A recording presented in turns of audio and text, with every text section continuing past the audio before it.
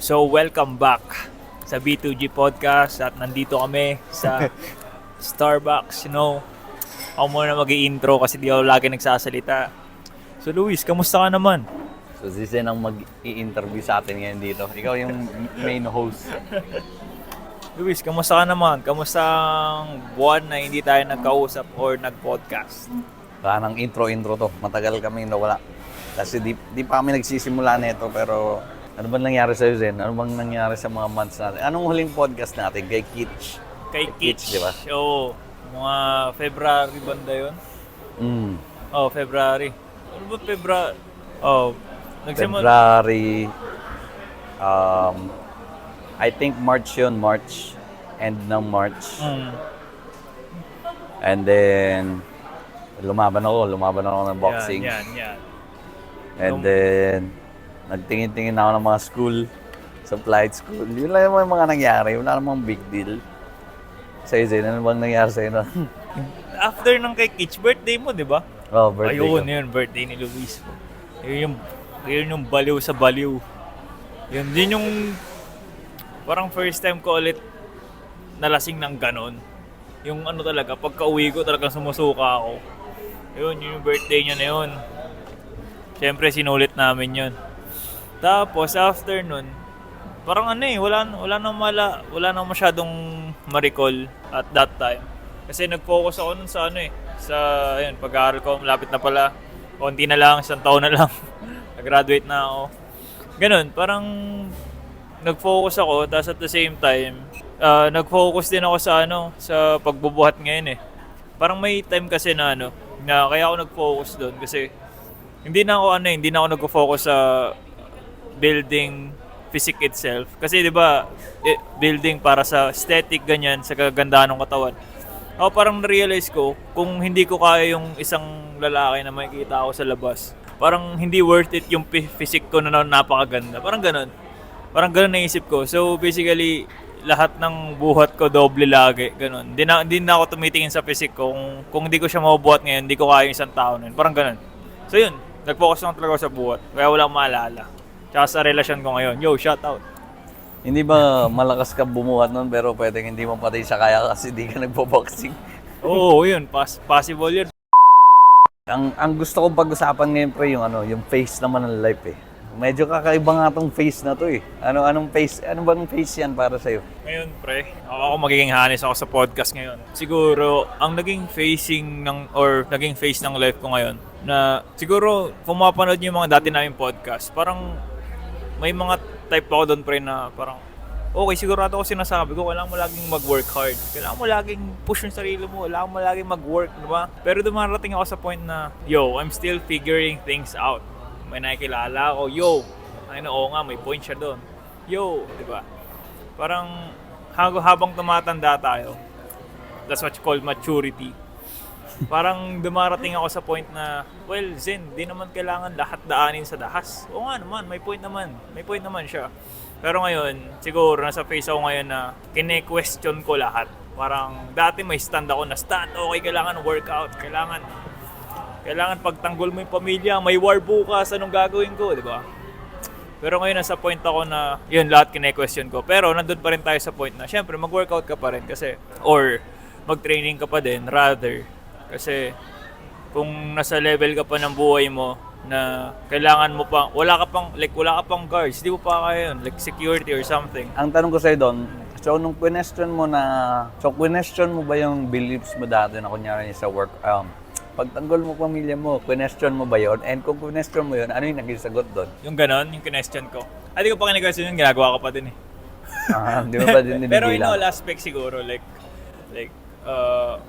kasi dati, okay, bigyan ko yun ng context, dati, ayokong binababa ako, kunyari, dinisrespect ako, anong problema mo, diba? Ganun agad, kasi ayokong binababa ako. Siguro ganun, nag-tone down ako at some point na kapag biniro ako, sige, biruan tayo, ganyan, ganun. Tinanggal ko muna siguro yung pagiging sobrang, okay, may barrier ako, hindi pwede, hindi ganyan. Siguro naging maluwag ako at some point, ganun. O siguro bakit mo tinanggal? Tinanggal ko siya kasi mas naging maluwag sa akin. Kunyari si ate na, Sir, mukha ka na, ano, ay sir, kunyari, yung the last time na, alam mo yung papunta ako sa'yo, tapos pagod na pagod ako, tapos sabi sa akin, ano ba yung hininga mo, amoy medyas, di ba? Tapos tumawa ka nun. Ay, ganun, ay, Sino yun? sinabi ko yun sa'yo, yung galing ako sa condo mo sa bandang ano pa, yung, basta ganun, pagod ako nun. Tapos sabi ko, bakit ate, anong problema mo? May ganun agad ako. Pero nung medyo binago, question ko, tinry ko muna, what if gawin ko lahat ng maluwag lang? Like, wala namang kailangan away or di ko naman kailangan... Mabigat na yung aura mo, pre, ganun. Kailangan di ko naman ipoke yung bear. Kasi pre, tangina, makaramdam lang ako ng konting, sorry sa mura, makaramdam lang ako ng konting disrespect sa'yo. Makarinig ako ng disrespect. Kunyari, nag-chess tayo. Ang hina mo naman, utang ina mo, tara. Diba? May gigil agad ako eh. Parang tinry ko, Zen, lubagan mo naman. Chill lang. Diba? May Di time na ganun. ba sign niya na nagiging soft ka rin? Oo. May time na nagiging soft na ako.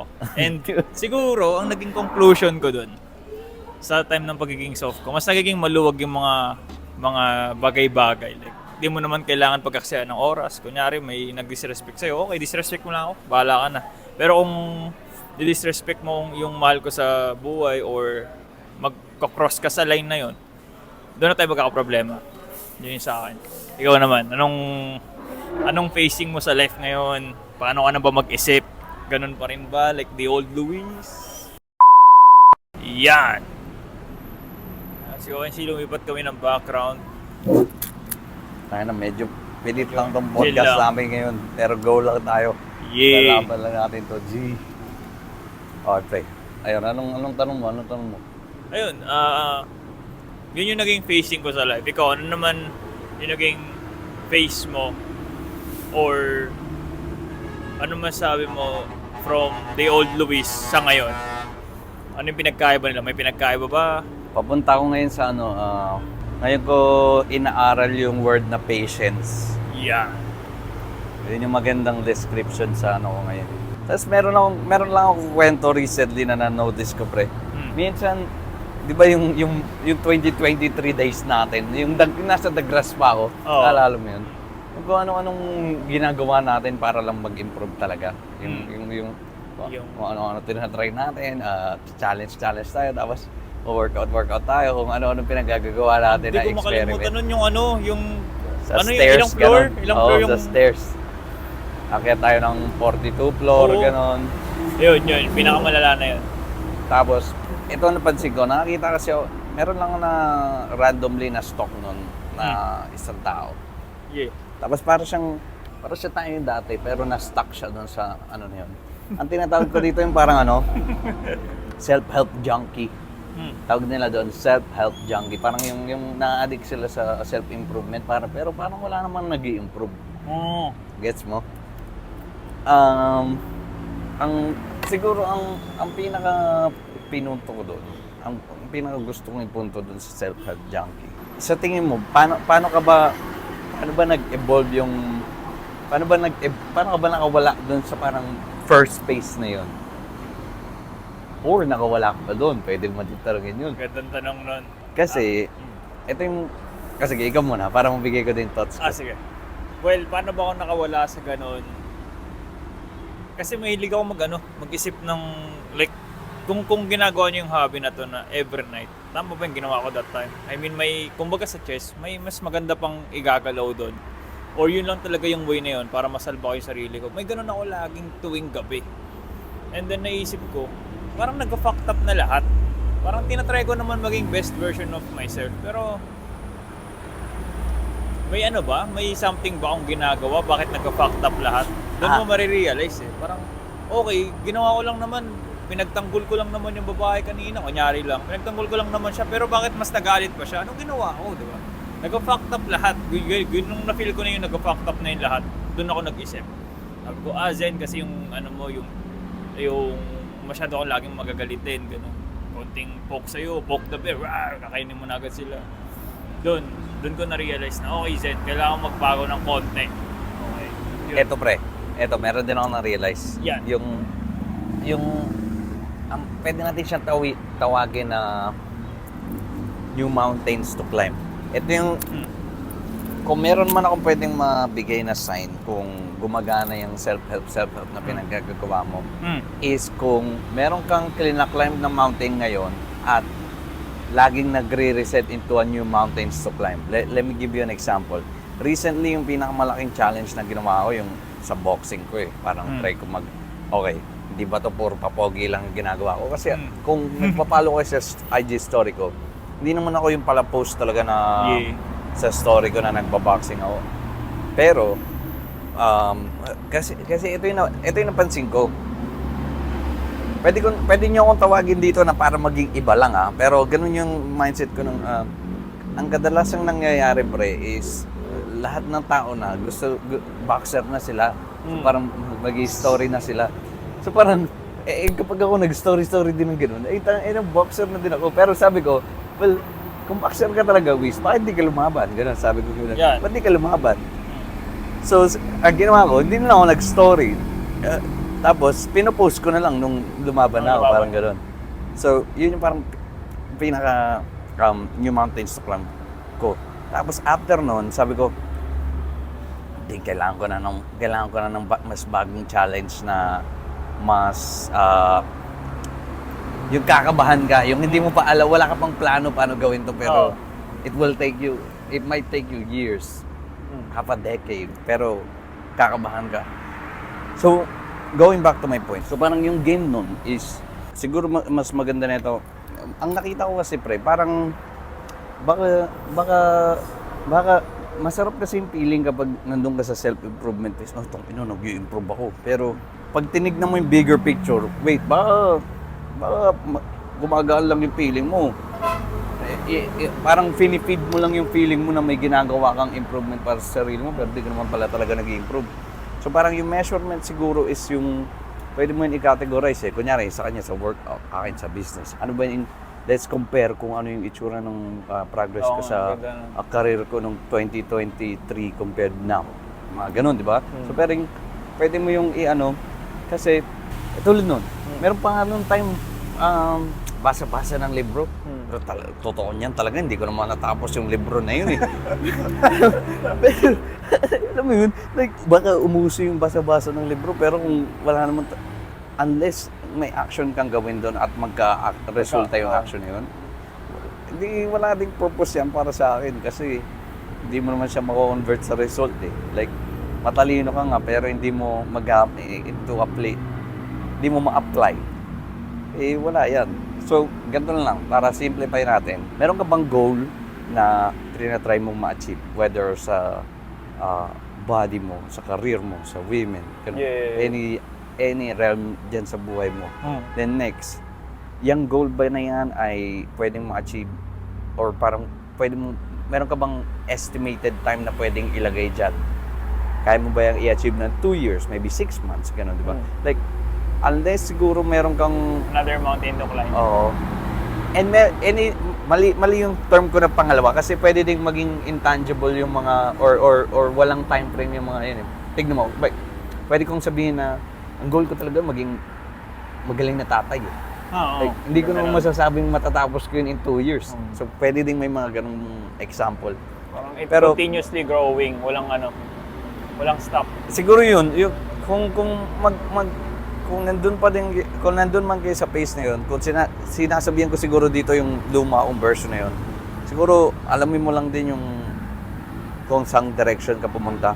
And ang mahalagang bagay dito is, di naman masama kung magbago ka ng direction in the future Like, pwedeng sinabi ko nung nakaraan, ganito ko, pero okay, binabawi ko na yun. Kasi may nalaman ako ngayon. Bago. Kasi, malay mo, yung version 3 is hindi niya pa alam tong information na to. Tapos nung binigay ko sa'yo, nag-update ka ngayon, naging version 4 ka na. Yung gano'n, yung di naman masama magbago ng paniniwala in the future. Ayun, nagbabago na yung paniniwala ni Zed. Nagiging soft na siya ng konti. Isa pa. Lagyan ko lang ng konting barrier. Well, sa mga nakikinig dito, yung mga nakikinig talaga sa amin, alam ko meron talaga nakikinig sa amin. Meron. Pero yung nakikinig sa amin na gist pa rin ngayon, may nakikinig pa din, suporta pa din. It doesn't mean hindi mo natadaanan yun. You have to start somewhere. Hindi siya yung O sabi ng dalawang to, okay na maging soft, okay na maging ano. No. Kailangan mo pa rin daanan yung pinakamabigat. Alam mo bakit? Para sa akin, kung di ko dinaanan yun, hindi ako mapupunta sa point na to na, okay na pala, hindi pala ako pwede maging ganun lagi. Pero, meron akong base na kapag dinisrespect mo na yung buong pamilya ko, mag-aagulo tayo. May ganun akong base, di ba? Pero, kung di mo dadaanan yun, kapag dinisrespect kayo, ay okay lang yun, di ba? Mabait ka lang, di ba? So, para sa akin, kailangan mong daanan yung mga bagay or hindi pwedeng at the start, nag-start ka, may direction ka na agad eh. Ang importante sa akin noon that time, siguro, ang mabibigay ko sa sarili kung kakasaban ko si Zen, pinaka-best thing na ginawa niya, nag-start siya ng walang direction. Pero ang pinaka-best thing na ginawa ko noon, nag-start ako. Pero hindi ako nag-start, feeling ko, uusad ba ako? Feeling ko hindi. Ganun. Yun lang yung sa akin. Yun. Now, gusto kong mag-dive deeper dun sa ano ngayon, pre. Pwede mo tong, gusto ko ding i-save to sa ano natin. Nandito ako sa stage ngayon ng patience. Kaya ako sinabing patience kasi, tignan mo ha, yung mga before na pinaggagawa natin, feeling ko yun yung foundation eh. Foundation, Oo. okay? Binubuo na natin yung machine. Machine. Ako ngayon, parang nandito na ako sa point ngayon na nakita mo yung mga pinaggagawa namin kasi magkatrabaho kami ni Zen eh. Yung mga pinaggagawa ko kasi ngayon is naka-focus na sa part ng mga makina. Pwede ko lang i-start yung makina ngayon tapos bug. Magproproduce na siya ng resulta. Sa akin ngayon, sa part ako na kailangan ko maging patient ng konti. Kasi maybe nabuo na yung machine pero yung pag-produce ng resulta can take you 2 months, 3 months. Kaya nagtitiwala ako sa timing ngayon na wait ka lang, tama yung ginagawa mo. Pero yung point dito, kaya ako practice yung virtue ng patience is be patient while you keep showing up, while you keep doing the same things, you show up, doing the work. Kasi maybe, yung progress mo sa gym, patuloy ka lang ng patuloy, 2 weeks, 3 weeks, pero hindi pa din nag-show yung progress mo, pero kinumpare mo yung picture mo nung first month versus 5th month, ang laki na pala ng diferensya. Parang yung ganun yung practice ko ngayon na, wait ka lang, tuloy-tuloy ka lang mag-send ngayon, outreach ka lang, sige, wait lang, time mo. Kasi maybe yung tinatawag nilang overnight success is accumulation ng mga pinaggagawa mo daily. Nagkukumpul-kumpul lang siya, tapos nung nahulog na ang pang, mukha tuloy overnight success, pero hindi overnight success yun. Yeah. Sinagaan mo yun ng everyday. Whatever aspect to, akin sa business ko ngayon, inaano ko try yan. Kasi, yun, nagiging, basta doon ako sa stage na yun. Kaya try nyo ding i-apply yan sa buhay nyo. Virtue ng patience. Be patient lang, may timing dyan. Ang disclaimer ko lang din doon, hindi ito applicable doon sa darating din yung araw ko. Hindi ako naniniwala sa ganun. Parang unless action mo talaga yan, saka lang siguro mas magkakatotoo yan. Pero yung darating din yung araw ko, tapos balik ako sa ginagawa kong walang dahilan. Ang ganda nun. Diba? May disclaimer dapat yun, like, nung darating yung araw mo, wala kang ginagawa eh. Hindi darating yung araw mo, men. Kukuhanin ko na yan. May mga gustong kagaya ko na, gusto mo. Pareho tayong may gusto eh. Kunyari, gusto ko yung kotse. Next ko ngayon, sige, sasabihin ko na dito yung next ko ngayon. Next ko ngayon yung BMW Z4. Bang! Para siyang top-down na 2-door. Nakita ko lang sa kapitbahay ko. Anyways, pareho tayo may gusto ng BMW Z4 eh. Sino bang may mas gusto sa atin? Darating yung araw mo, well, eto na yung araw ko. Parang ganun yung attitude dapat na sinushow mo eh. Parang, kung gusto natin ng ulan, mag-aabang na ako dito. Until dumating yung ulan. Alam mo yun, may gagawin akong action. Hindi darating yung araw tapos saka ka palang umano. Ako nakagana na sa mga ulan, nakakanga na. May best example ako dyan, pre. Actually, nangyari sa akin yan. Pero yun nga, sa workout ulit to, syempre nandun ako sa life ko na yun. Eh. Well, sa workout na yun, pre, di ba remember yung binubuo natin na parang discipline? Like araw-araw lang. Wala kaming direksyon. Mag-jogging ka, 15 kilometer, di sobrang payat mo na noon, di ba? Parang, pero, wala kaming alam noon. Ang alam lang namin, okay, nag-workout ako, push up ako ngayon. Okay, bukas ulit, uy, nag-workout ka na ba? Di ba? Nagkakaroon ng discipline. So, everyday, dumadali, pero walang direksyon. So, may process ba yun o hindi? Don't doubt yourself, may naging process doon. Sasabihin ko kung ano. May time na sa akin na gumawa ako ng paraan. Sabi ko, hindi. Naplato ko na yung push-up, 100 push-up, pero lit pa rin ang braso ko. Sabi ko, sa braso ba yun? Ay, nalaman ko sa chest pala yun. Tapos, anong nangyari? Sabi ko, paano mag-workout ng shoulder? Shoulder press daw. Ginawa ko, naghanap ako ng gulong. Naghahanap ako ng idea paano pa ako mas... Ano yung resources ko dito? Ano pa yung kaya kong gawin ngayon? Ginawa ko, hinahanap ko yung gulong namin na mabigat. Pinagpatong ko, binubuhat ko ng ganyan. Nagkaano ako dito, front delt ako dito. Front delt ba? Oo, di ba nakita nyo yun? Yun. Sabi ko, pinagdasal ko din, Lord, bigyan mo lang ako ng chance na may tumulong sa akin or chance na makuha tong gym sheet na to. Tutuloy-tuloy ko talaga to. Magkaroon lang ako ng konting ganyan. May nag-chat, gym tayo sa bahay. Meron akong mga dumbbells dito. Yung tropa natin, hindi ko napapangalanan. Tinulungan niya ako, tinuruan niya ako. Alam mo, alam niyo yung mindset na binuo ko doon during that time. Pag nakuha ko to, hindi ko to bibitawan. Binigay sa akin. Hindi ko na binitawan para akong leon. Kapag nung nakuha ko na yung bagay nito, sobrang gutom ko. Best example ni Luis kanina, umuulan. Magkaiba yung gutom sa, hindi mamaya ulan na yan. Sa talagang tangina pag umulan talaga to. Talagang, alam mo may gigil ka eh. May time na binigay sa akin, kinagat ko agad. Alam mo yung paano ko pagkagat? Okay, paano mo ginagawa yan? Paano yung form yan? Paano yan? Within 1 week, inaral ko lahat. Para pag dumating na sa point na kailangan ko na mag-isa at kailangan na namin na kailangan ko na talagang mag-isa sa gym. Kaya ko na, sabi ko. Kaya inaral ko lahat. So, magkaiba yung gutom sa naghahanda ka agad. So, ang masabi ko, ang nakuha ko na siguro discipline kasi hanggang ginagawa ko pa din eh. Pero, hindi ko na, kumbaga ako yung Leon na hindi ko na tinanggal yung ipin ko dun sa ano. Pag kanya may bone. Oo, kinagat ko na, wala na, di ko natatanggalin, gutom na ako eh. Yun yung sa akin. Tingin mo, Zen, paano mo makikip yung, di ba yung gutom, malakas siyang drive sa, malakas siyang fuel para makapunta ka sa isang direction eh. Pero, paano kung nakagat mo na yung bong tapos hindi ka nagutom? Paano ko kaya makikip yung hunger mo, no? May sinabi ka kanina. May mga tabi niyan na hit nila yung plateau. May sinabi ka kanina. Kung nagbusog na ako doon, may iba pang potahe para doon. Gets mo? May iba pang level. Busog na ako dito eh. Okay, ibang level naman. Gets? Parang sa akin, hindi nauubos yung gutom. Maghahanap ka lang ng another kakainin. Yung sa akin. Kasi okay, busog ka ngayon, alam ka naman araw-arawan mo kainin yan. Hindi naman habang buhay busog ka eh. Sa akin ganun. Parang ako may time na, gym na ako ng gym. Pero kasi habang dumarating sa point, may mas nakikilala ko mga another layon eh. Talagang makikita ko na, akala ko dati okay na ako dito, basta may konting kurba lang. Pero may nakita pa ako mas level up pa eh. Tangina. Kaya yun. Or maybe ang kinoconsider ko nga dyan, or maybe, pwede namang ibang aspeto na yung pag-focusa mo eh. Like, tignan mo sa akin ngayon, pre.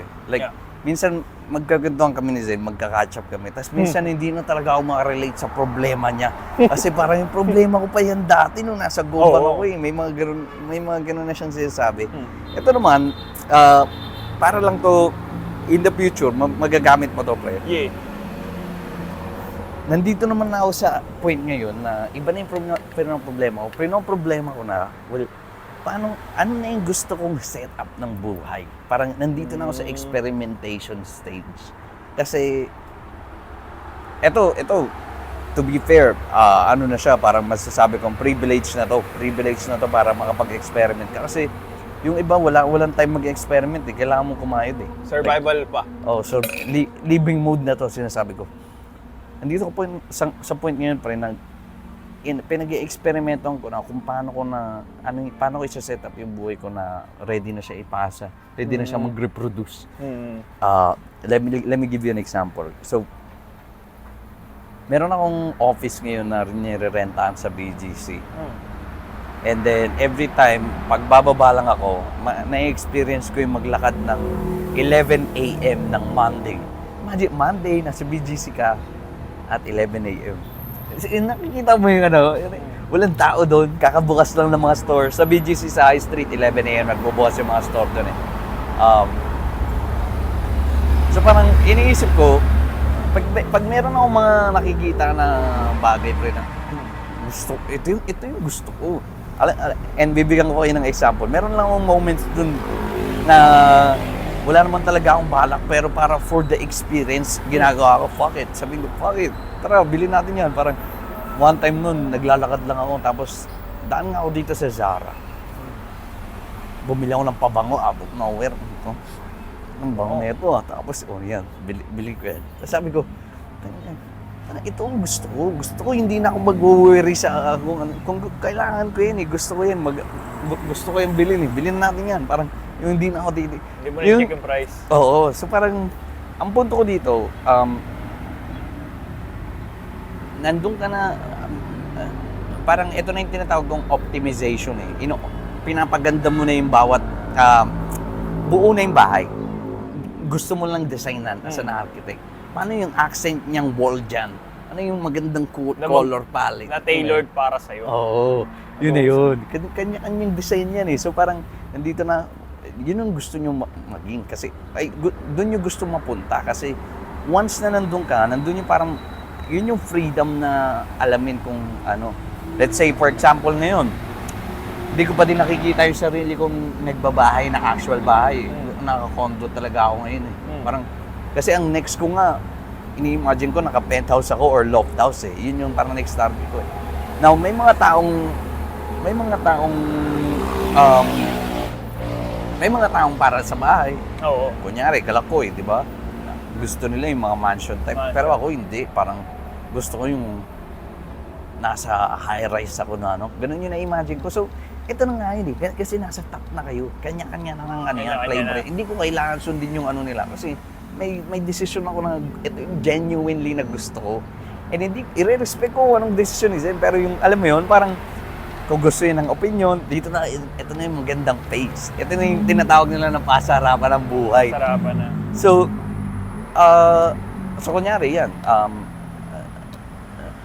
and magandang point dito is, pwede nyo din siyang gawing fuel na makarating dito. Let me give you an example. Nagandaan ako dun sa pinost ko recently. May post ako dun sa Instagram about sa the new limit theory, pre. So, kunyari, nung high school tayo, pinakamasarap na restaurant ko na siguro, maybe Shakey's, ganon. Yung mga minsanan lang kayo kumain, ganon. Pero ngayon, kunyari yan, siguro ngayon, masasabi ko, Mamus, ganon. O kaya racks. Nating mo may racks na ano, di ba? So, Solid. ang punto ko dun sa new limit theory, na itatay ko dun sa optimization ng buhay mo, bawat aspeto ng life mo. Yung new limit theory na sinasabi ko, minsan pre, kapag may opportunity kang mag-splurge na hindi mo pa nagagawa pero nakakatakot. Para siyang, mahal naman yan. Minsan, kailangan mong i-take yun kahit hindi nagme-make sense. Alam mo bakit? Ito siya. Let's go back sa example ko ng pagkain. Ang pagkain para sa akin ng Shakey's ng pinakamasarap. Ganon. Kasi nakakain kami doon every once in a while. Pero nung natikman ko yung steak, may kumakain pala nito. Bakit nang first kain ko yata ng Rocks is 21 years old ako. 3 years ago lang. Diba? Tangina sabi ko, 21 years bago ko itong matikman. Oo. Alam mo yun? Ako 22 nun eh. Oo. Diba? Sabi ko, what? Tangina. Ang punto ko doon, pero nung natikman ko yun, well, nagkaroon ka na ng bagong benchmark. Alam mo nang may... Pero hindi ko sinabi sa sarili ko na every once in a while. Parang sinabi ko, what? Yan dapat ang araw-araw kong kinakain. Ganun yung attitude na pinakita ko. Yan dapat yung araw. Gusto ko yung dumating ako sa point na pwede ko lang yung orderin ng casual lunch lang. Hindi celebration. Casual lunch, punta tayo sa Rocks. Ganun yung attitude na ginawa ko. So parang, Kasi siya na yung new limit mo eh. Like, ang pinakita sa'yo ng childhood mo, Shakey's yung pinakamasarap eh. Ngayon, rocks na. So parang gagawin ko fuel to ngayon na tangina unless hindi ko to maging new normal, hindi ako titigil. Now, ang nagiging effect niya sa akin, well, nagkakaroon ako ng drive ngayon. Additional fuel siya aside from your goals. Oh, may goals ka, may dreams ka, ganyan-ganyan. Pero kailangan mo yung mga additional fuel eh. Minsan, kakain ka lang, tangina, corned beef na naman at century tuna na naman. Century tuna na naman. Sarap-sarap ng rocks, may kumakain doon ng iba. Pwede mong gamitin yun as fuel na magsipag ka pa nga. Tingnan mo nga, corned beef ka lang ng corned beef dyan. No hate sa corned beef, masarap corned beef. Pero alam mo yun, may mga kumakain ng ano doon. So pwede mo yung gamitin. Now, nandito ka na sa stage na to, bang, new limit theory. Maganda yun, gamitin nyo sa all aspects. Tulad ng, ano pa ba? Damitan, pre. Oo. From ukay, naging pen shop ako. Oo, pen shop. Tapos naging H&M yung new normal ko. Ngayon, trinatry ko na maging new normal yung Zara. Zara, aray ko. Pumunta kayo na Zara, puta nga ina 3K, 5K yung mga normal na ano. Tapos meron pa akong tinignan nun eh. Hindi pa ako bumibili doon, pero Mango Man yung pangalan niya sa High Street. Nakita ko yun. Pants niya, 4K. Puta yun, sabi ko, what? Pero sabi ko, yung attitude na pinakita ko, nung nakita ko yung price, Big, diyan ka na pupunta eh. Ba't ka pa aray? Huwag ka umaray. Try mo lang. Biling ko ito ngayon eh. Parang ginaganon ko yung utak ko na huwag ka aray. Umara ka lang. Kasi pag bumili ka dyan, yun yung palatandaan na ano mo. Alam mo yun? So, minsan pwede mo siyang gamitin as trick sa utak mo na bakit ka ba nakakatihan doon sa 4K? Eh di magsipag ka pa para wala lang yan sa'yo. At ganun yung attitude na inaano mo, na pinapakita mo. I think it will be really helpful. May time pre na na-feel ko yan. Actually, nagigets ko kasi kapag araw-araw na darating sa life mo talaga na wala kang tinatry something new or beyond that life na kung ano meron sa'yo. Like, hindi umuusog eh. Hindi gumaganon eh. Oh. So parang ang feeling ko, ang pinaka na-try ko yan na na-realize ko lang din ngayon, yung Baguio namin, pre. Kasi hindi ko naman talaga ano yun eh. Like, hindi ko naman talaga afford yun. Kami nang kati-kati din eh. Pero sabi ko, hindi, kailangan ko to. Like, gusto ko lang ibigay sa nanay ko to kasi matagal niya ng pangarap to eh. Wait. Tangina pre, magiging honest ka sa'yo doon. Di pa kasi ako napunta ng Baguio noon after lang. Gagi na inggit talaga ako kay Zed noon. Tangina, ang galing ni Zed doon. Nadala niya madala yung mga ano ko doon eh. Mahilig kami magano pero kay Zed gago nadala niya. Sabi ko, wala ko pa yun. Pre. Oo, tayo na sabi ko. Tuloy mo. Sabi ko, yung Baguio kasi na yun. Meron akong mindset na, okay, I'll be visible. Like, hindi ko naman talaga afford yun physically. Pero, like, sabi ko, okay, pinalki ko lahat. Okay, magkano yung sasahurin ko, magkano yung ano ko, magkano niya. Okay, kalki mo na lahat. Pero kasi mabait. Naniniwala pa rin ako na kapag ano, the universe is giving ba yun? Naniniwala ako doon. Kasi, nung time na yon bumagyo. Kala ko naman, ayaw talaga ng universe na pumunta kami kasi bumagyo. Pero kasi, biglang nung pag ano, nawala. Kaya umalis pa rin kami. Pero, pak ako nun like, ready ako sa mga gastusin. Ako gumastos lahat ng bahay, ng pagkain. Nangyari, pre, yung dating 12K, naging 6K. Kasi mga bagyo. Sabi ko, wow! Naging, nung 12K namin like 12 to 15 ata yun, yung nasa taas, yung pinakamaganda. Ngayon, syempre, ang afford ko lang naman is 10K. Sa baba lang kami. Pangit nga yun eh. Pero ang nangyari kasi, dahil bumaha na doon, sabi niya, sir, ganito na lang. Sa taas na lang po kayo, pero same range. Like, magkano po? 6K pa din, 6K na lang kasi tumutuloy yung babae. Sabi ko, 6K na lang? O sige sir, dun ako, sabi ko, wow. Sabi ko, wow, the universe is giving talaga. Tapos after ano yung pinaka, so nung na-pull off mo yun, ano yung feeling na relief sa'yo na gusto mo ba yun ay magiging standard mo? Ano na yung ano mo doon? Ayun, ang ganda niyan tanong mo. Kasi pre, may time na sobrang burnout na ako. Pero, may tumugtog habang nagmomotor ako kasi may time na kunyari work tapos bibili ako kape, sabi ko sige nga muna ako, bili ako kape, tapos may pinapatugtog akong dati noon para lang mag-keep going ako, yung Padaba Taka, pang ano yun, pang Bisaya yun.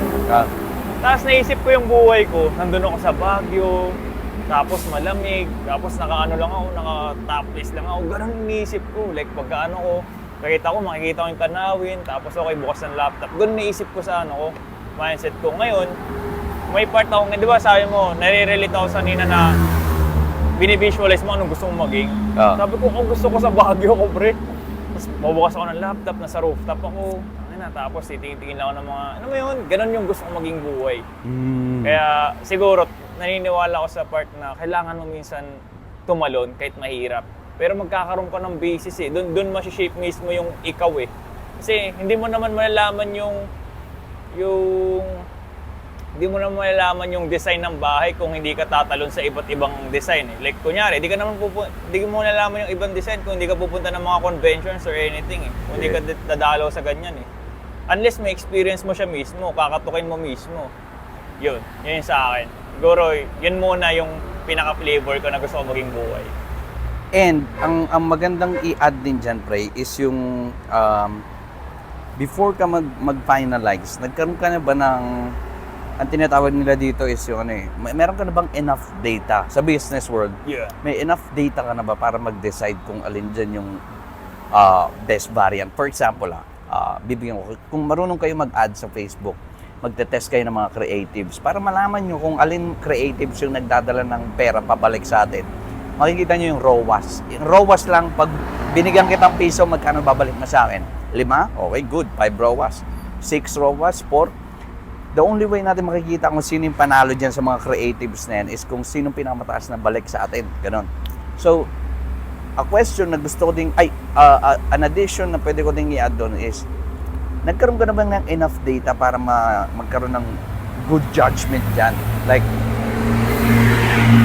ang question ko doon, okay, Wilson, Baguio na ba talaga yung pinaka-best? Baka di mo pa alam, di ka lang nakapunta ng Sorsogon. Hindi ko alam yung Sorsogon, pero ang punto ko lang, siguro once, hindi mo kasi magagawa yung parang, dito na ako, unless magkaroon ka ng multiple comparison. Good apple versus bad apple. So, kunyari ngayon, bibigyan ko kayo ng another example. Naka-3 condo na ako so far. So, alam ko na din yung standards ng isang condo, alin yung security, alin yung maganda bilhan, kasi nga, nakatira na ako doon. Ano yung everyday na hahanapin mo. So, meron akong comparison ngayon. Kung bibili ako ng condo in the future, meron na akong kagad hahanapin dyan. Sino yung source ng tubig? Sino yung source ng laundry ko? Kamusta yung parking? Accessible ba siya sa groceries? Gaano kalayo yung hospital? Yung mga ganun na bagay. Kasi nga, meron akong enough data na na-accumulate ko over time. So, to go back to his point, nung nagkaroon siya ng new limit na ganun, parang parang benchmark na siya ngayon na dapat dito ka na. Eto, on a slightly different topic, pero dun pa din sa Baguio, pre. Anong thoughts mo sa Baguio, pre? Kasi ang thoughts ko sa Baguio, bibigyan muna kita ng first impression. So pumunta kami doon, kasama ko girlfriend ko. Tangina, dala-dala ko yung BRZ ko, pre. Yung gulong ko, pre, tangina, umobulong siya after. Sobrang tataas ng mga pinunta namin, wag kayong magdadala ng sports car doon. Tangina. Anyways, pre, sinabi mo sa akin nung magdadala ka ng sports car, tangina mo, napakamot ako ng ulo, pre, talaga. Sabi ko, paano yun? Kaya na-update, tinatanong kita, pre, pre, kamusta pala yung kotse mo? Na-oblong siya, tangina, nagpapalit ako gulong, inabot ako 17K yung palit ng gulong nun. Para siyang, alam mo yung sa bola na may bukol? Naging ganun yung gulong ko, pre. May ganun siyang, parang ganun na siya. Kaya kapag, basta, ang tataas, no? Like, pag ganun lagi yung mga lugar, may mga ganun eh. Okay lang ako doon, pero pumunta kasi kami sa mga tourist spot eh, yung mga Igorot Island shit. Yung mga daan doon, lalo na yung Stone Kingdom, putang ina nun. Anyways, ang overall thoughts ko sa Baguio, pre, feeling ko healing place siya. Oo. Para siyang pag broken ka, pumunta ka ng Baguio. Shit. Di mo, nagigis mo yung vibe ko doon? Parang gano'n, tama ba ako? Ikaw, anong thoughts mo doon nung pumunta ka? Kasi pre, finil ko talaga yun eh. Like may time ako doon na finil ko talaga na akin yung bahay eh. Ang ganda kasi yung bahay na natira namin doon. Isipin mo, pre, pagkagising ko, lamig, ng ina, pagilaat. Tapos ang ginagawa ko nun, after ko kasi gumising, push up ako ng ganyan, no? Ang ina, sarap po. Siyempre, mainit-init katawan mo, tapos maliligo ka ng malamig. Ay, sarap. Yeah. Tapos tulog ko ulit. Ganun, ang sarap ng ganung feeling. Ngayon, ang pinaka-ano ko naman dyan, pinaka-thoughts ko naman. Siyempre, sa akin, yun pa lang yung ano yun pa lang yung sa level ko ngayon as survival mode pa, yun pa lang yung naging bench eh. So basically, magiging fuel siya sa akin na, okay, pag naabot ko to, like, siya yung magiging ano ko, magiging fuel ko na may nakikita pa ako, like, siya yung magpapagalaw sa akin. Pero, pwede pa rin ako mag-try ng ibang fuel. At the same time, doon na nabobo yung ano, doon na nabobo para sa akin yung data. Katulad niyan, sinabi ko rin sa tatay ko to eh. Sabi ko, pa, gusto ko tumira sa Australia. Kasi ganda doon. Kasi yun palang napuntahan ko eh, di ba? Oo, yan. Dati. Oo. Pero sabi sa akin ng tatay ko, yan mismo. Eh, yan palang naman napupuntahan mo eh. Paano mo nasabing nagustuhan mo yan? Yeah, Sabi ko, galing. ikaw ba pa? Saan mo ba gusto? Sabi ko, Singapore. Sabi niya, kung ako yun na yung pinaka-maganda ko napuntahan. Sabi, yun ba pa? Ako Australia na ako eh. Yun yung maganda sa akin eh. Eh, dyan ka pa lang nakapunta eh. So, hindi pa enough yung kung ano yung naiisip mo para sa iba pang bansa. Parang ganun. Hindi pa enough yung naisip mo. Yun. And maganda pa din sabihin dito, hindi pa din ako, grounded pa din ako. And lahat ng sinasabi namin ngayon, makukuha mo. Privilege talaga to. Hindi to maano ng normal na tao na thankful ako dito. Like masasabi kong nandito ako sa posisyon and thankful ako dito kasi hindi siya nagagawa ng lahat. So, just to keep it clear, yung mga pinagsasabi namin is something na privilege na to, pre. Like, kung option ka, ako kailangan lang namin makapag-survive kumain. Pwedeng nasa ganung sitwasyon ka pa eh. So, ito lang siguro ano lang to, like usapang ano na to. Kailangan mo na mag-progress. Like, bumalik pa kayo dun sa iba namin podcast kung Siguro kung may nanonood na siguro survival mode. Siyempre survival mode. Kailangan pa rin natin ng maging like may empathy pa rin tayo. Nagigets or well, edi gawin mo kaming example. Hindi naman namin ito pinag-uusapan dati Talagang putangin. Baka makita mo kami nung para lang kaming asong wala kaming ano nun, men. Eto pre, tangina nakita ko yung video natin. Lagi natin sinasabi yung mga sa viewers natin na pag-workout kayo, putang ina yung mga braso namin, ganyan lang Tangina, nakita ko yun, nakaganon pa ako. Yung una. Mag-workout kasi kayo, mga tamad kayo. Tapos yung braso ko, ganyan lang Tangina, may kaklase akong pinagtawanan ako, workout. Tingnan mo yung katawan mo, ganoon ako pre. Tangina, ngayon, masabi ko na mag-workout kayo. Yeah. Ayun, yun lang masabi ko. Pero parang para sa akin, kailangan mong ito lang kung yung mga survival mode pa. Nagets ko kayo, walang problema dyan. Hindi mo kailangan sabihin na, kayo, baka mayaman lang kasi magulang nyo baka kasi ganito ganyan Nagets ko, walang problema doon. At naintindihan namin kung nandyan ka pa sa life mo na survival, di mo pa magagawa lahat. Well, kailangan mo lang i-solve. Solve mo 2 years, 3 years. Walang madalian dito. Nagigets ko. Di ba? Pero, ito yung kailangan mo isipin. Mas maganda yung kwento mo. Diba? Yun lagi ang iniisip ko. Kaya sinasabi ng tao, Will, mayaman naman kasi pamilya mo Will, malaman naman kasi may privilege ka na tayo mas maganda nga kwento mo Yun nga, doon ako naiingit Isisipin mo, sinolve mo yan, 2 years, di ba? Grabe. Yup. Yun sa akin. So palupitan talaga siya ng palupitan lang siya ng storya, tayo na. Ano lang yun Isipin mo pre, mayaman ka na. Wala ka nang problemahin. May business ka ng tatay mo, ipapasa mo lang. Ano hindi, na-depress ako, anxiety ako kasi, I don't know, diba? Pero yung kwento mo na, wala nga kaming makain, 1 week ako lang lagi umano, nanghihingi ako, diba? Namumulubi ako. Diba? Yung mga ganong storya, doon ka makaka-inspire ng tao. Pero kung sa tingin mo, linagay ka agad ng Diyos na sobrang yaman mo na agad, wala kang problemahin. Ito pre, may tanong ako sa'yo dyan. Yeah. Ito yung sinosolve ko din to Let's say naging all things went accordingly. Yumaman ka na, and then nagkaanak ka na. Mga boys, syempre boys. Paano mo ma-avoid yung mga anak na hindi anak na gustong magsarili para siyempre, kunyari, ako, alam ko magiging big name ako sa accomplishments ko kapag stack. paano ko kanya madidetach, or ikaw, kunyari, sa sitwasyon mo, paano mo madidetach yung pangalan mo doon sa anak mo na hindi kanya na, pangalan kasi, kunyari, sa Pacquiao, paano yung mga anak ni Pacquiao? So, yung anak niya, kung ikaw anak ni Pacquiao, parang gusto mo na hindi ka kilala dahil may mga lalaki kasing ganun na ayaw nilang makilala as anak ni Pacquiao, gusto nilang makilala as their own name. Alam mo yun? Kasi kung ako, ganun yung itsura ko eh. Like, okay, tatay ko si Pacquiao. Ayaw makilala dahil lang sa tatay ko. Gusto makilala dahil sa sarili kong larangan, ganun. Di ba? Or maybe, meron nga din pagpapatuloy nila yung own legacy.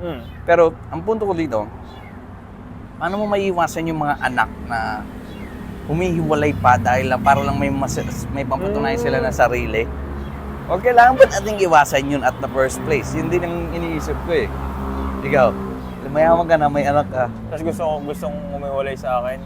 Oo, kasi gusto niya may mapatunayan siya. Well, ganito yan. Ngayon, tinatry kong lawakan eh. Kasi ako, gusto ko maging like, gusto ko maging tatay ko kasi siya yung nagiging benchmark ko.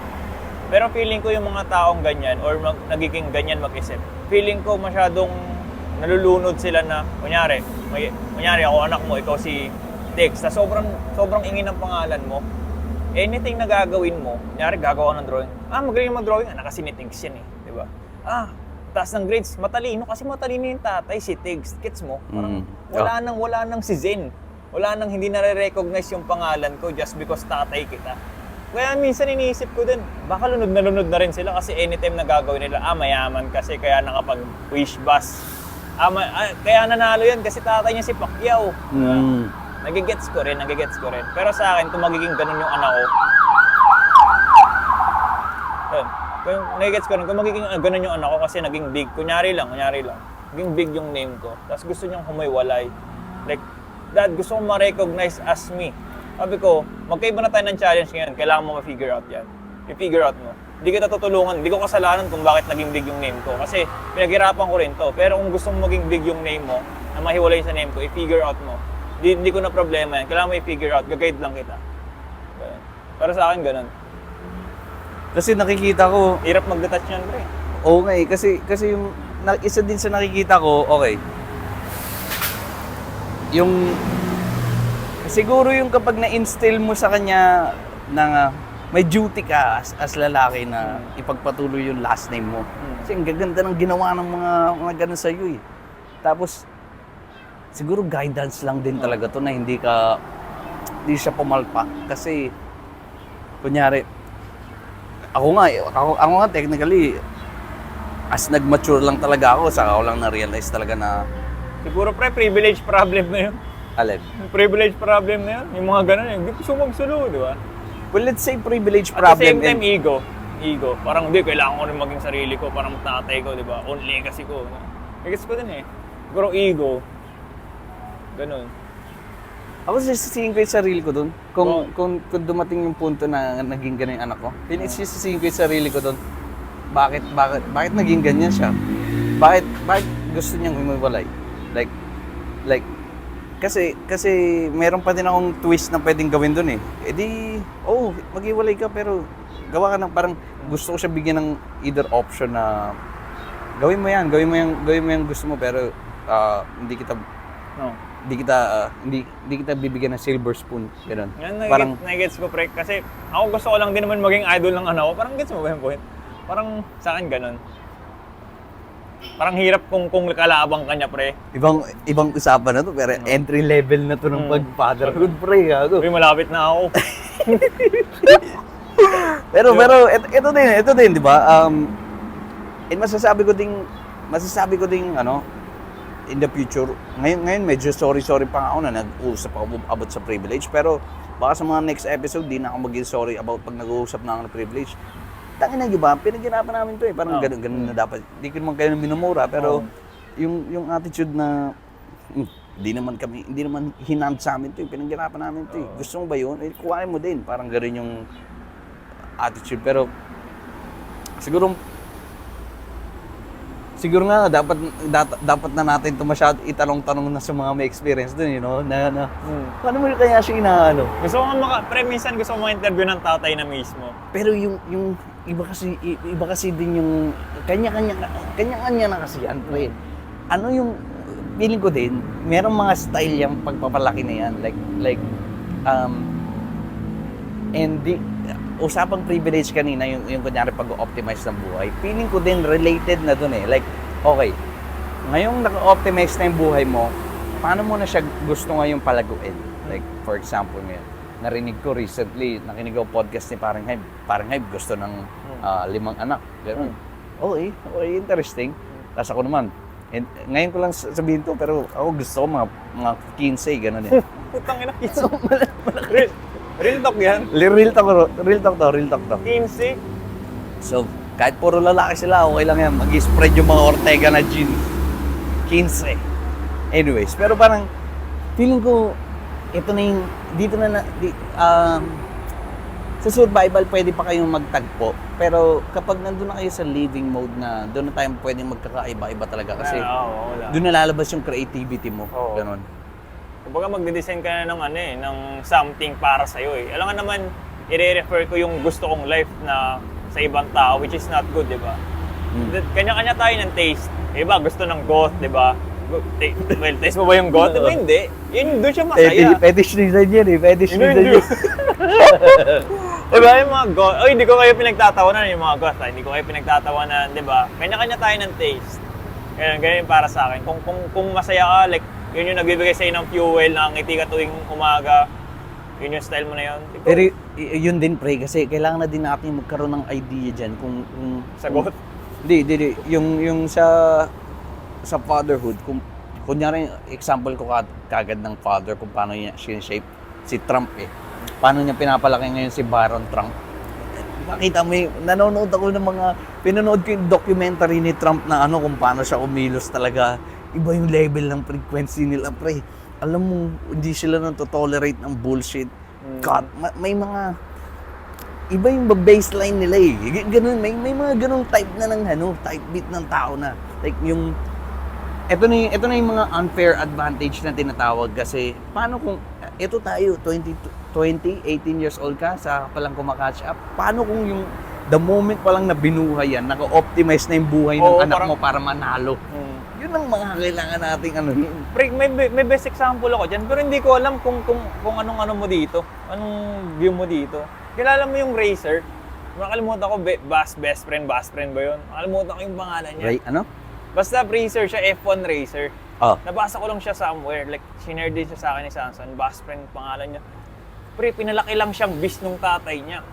As in, pinalaki siya para manalo lang. Siya yung pinakamagaling ngayon na racer sa F1. Pero alam mo paano siya pagpapalaki. Una pa lang, like 3 years old, 5 years old, hindi ko alam, dito accurate pero nabasa ko lang to somewhere. Basta bata pa lang siya, okay. Doon tayo sa general, bata pa lang siya, pinag-race na siya. Another example, pre. Kaka-retire lang. Favorite boxer ko, si Vasily Lomachenko.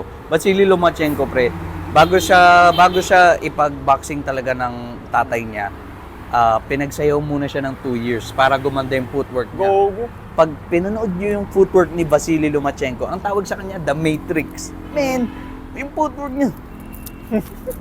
Pang. Hindi mo siya makikita, tapos blina-block niya yung basta. Anyways, like, ang punto ko na dito, ito na ang ibang level, pre. Paano kung yung mga anak mo, naka-optimize na yung buhay nila para manalo? Let me give you another example. Kay Tate ngayon, kapag sabi niya, bata pa lang yung mga anak niya, pinagbo-boxing niya, bubugbugin kita. Alam mo yun, like, paano kung simula pa lang ng may mastermind na sa plan niya. Let me give you another example. Merong chess prodigy. Alam ko mga bata to eh. Twins yata to or something. Pero anyways, bata pa lang sila, pinag-aaral na daw sila ng chess, ng twins. Alam ko sila hindi ko lang makuha yung pangalan, pero yun, bata sila, pinag-aaral na sila ng chess, tapos buong buhay nila ng chess lang para maging chess greats na sila. Now, dito mo na din malalaman kung isa din sa mga nakikita ko dito kung gaano ka kagaling operator ba tawag doon? hindi ko alam yung tamang term eh, pero let's say operator. Paano mo i-operate yung buhay mo with your family? Okay? Like, maganda din yan. Like, sino yung nasusunod sa inyo ng asawa mo? Kasi, paano kung siya hindi align sa kung anong gusto maging parents mga anak na yan? Pwede kasi yung mga emotional, tapos mag-conflict eh. Babawal yan. Ba't mo ginagayan ng natin? So, ganun din para sa akin, ganun din ka-importante yung parang yung planning. Yung Yun parang yung planning ng ano. Yun din, pre. May tatanong nga sa'yo eh. Tuloy ko lang yung kay best friend. Basta best friend yun. Parang ang sinasabi, parang naging abuse to, pre. Pero kasi siya yung pinakamagaling na racer ngayon. As in, kahit anong pawak mo sa kanya, kabisado niya agad. Parang nangyayari, pre, pag hindi siya nanalo, kunyari sa race na yun, parang pag hindi siya nanalo, alam mo yung parusa sa kanya. Walang music sa kotse, tapos yung pagkain, hindi rin ganun kasarap. Laging bata pa lang yun, ha? Ano ba yun? Parang whiplash na attitude, Oo, ganun. ganun, pre. Tapos parang pag naging second place lang siya, hindi sineselebrate. Walang music sa kotse, uwi ka, walang music, hindi tayo mag-uusap, ganun. Ganun lagi, pre. Tapos kapag mag-uusap lang tayo ng like tatay and son, kapag nanalo ka na sa next race mo. Ganun. Kasi ganito eh, tignan mo, usapang legacy na to kasi pre, isa din sa nakikita kong access ng pera, kaya kong i-provide ng best boxing coach yung mga anak ko ng bata pa lang. Man. Parang Niana, di ba may coach agad siya na sobrang galing na dancer? Sino yan? Niana. Ah, Kasi may money siya, like, okay, gusto mo maging magaling na dancer anak ko, okay, coach ka agad, tangin na. bata pa lang. Oo. Meron nga sa amin, merong Olympic swimmer na nakakasabayan ko. Nagko-coach siya eh. Basta na may ganun. Ganito na yung optimization ng buhay. Like, kuhanin mo na yung the best of the best. Kasi, yun. Nakaka-excite siya na, no? And maganda pa siyang pag-usapan ng in-depth. And siguro, sinasabi ko pa lang, intro topic pa lang to. Like, eto din, pre.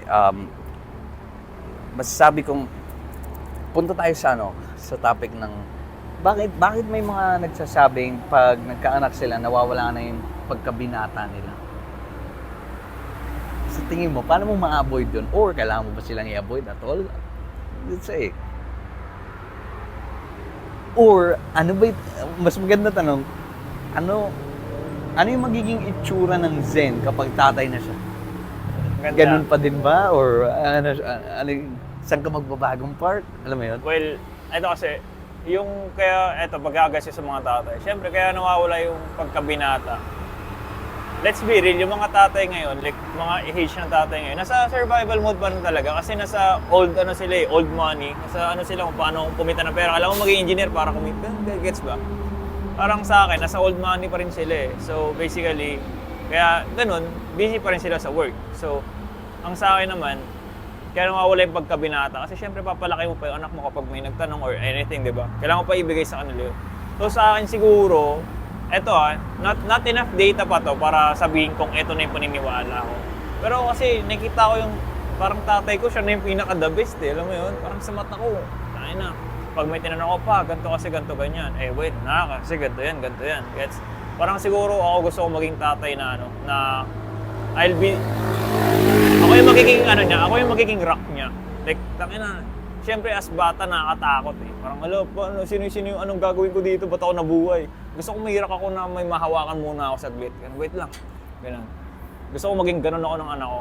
At the same time, parang nandyan ako lagi para mag-explain sa kanya ng mundo na ito yan anak, bakit di mo nagigets? Kasi gusto ko maging ganun akong tatay, like lagi nandyan. Ito nga yung, meron nga isang example dyan, pre. Meron nang one time nun, I think nagsasayaw kami noon, pero may nangyaring emergency sa isang dancer. Tapos, dito ko parang masusukat yung kung sino yung man eh. Like, very vivid example lang to, pero ganito, i-measure natin siya across different aspect ng life. Like, nung kunyari nagko-convulsion siya, kung sino yung tinatawag na pangalan doon, feeling ko siya yung pinaka-man eh. Like, Luis, tulungan mo siya. Like, alam mo yun, like, kung ikaw yung kagad unang naiisip nila, feeling ko, at the top of the echelon, yun yung like, kasi, let's put it at the extreme.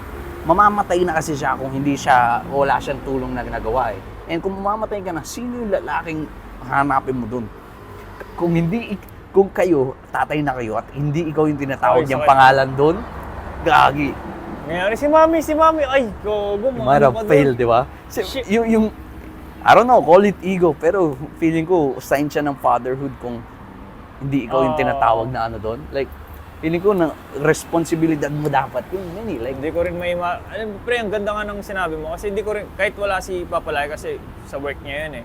Pero kapag nandyan siya pa rin talaga eh. Alam mo yun, pwede nga sabihin namin na kunyari, yung sa kuryente, hindi pa bayad. Ay, ba't hindi pa bayad mo? Kasi lagi siya nandyan. Pero hindi, pag nandyan si Papa, hindi pa pala bayad yung kuryente pa. Siya agad eh.